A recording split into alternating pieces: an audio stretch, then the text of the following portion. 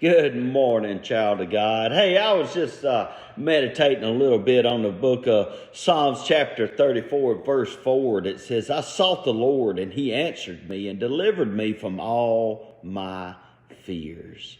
You know, we live in a world that can be and is at times a very frightening place.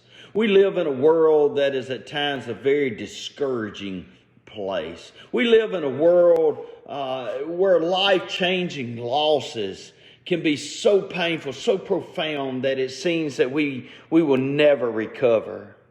But with God's help and with the help of encouraging family members and friends, we can recover.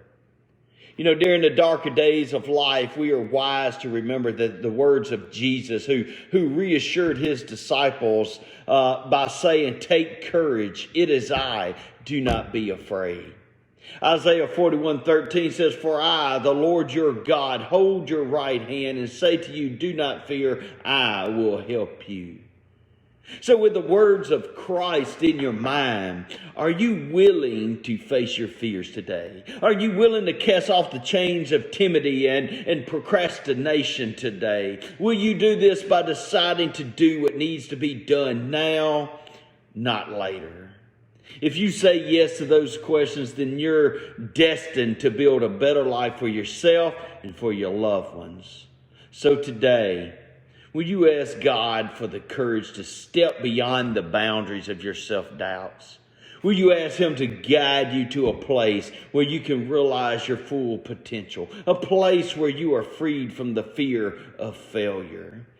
How about we ask him to do his part and promise him that you will do your part? Don't ask him to lead you to a safe place. Ask him to lead you to the right place. And remember, those two places are seldom the same. Listen, one of the missions of God is to free us from the bonds of fear and anxiety. God's heart is broken when he sees us demoralized and weighed down by fear. Let us be reminded, even though I walk through the valley of the shadow of death, I'll fear no evil, for the Lord is with me, and that alone brings comfort and peace. The perfect love of God will alone cast out fear, and he loves you.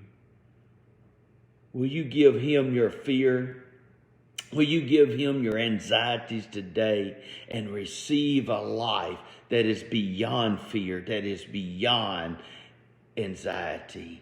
Will you today begin to live this truth and be set free?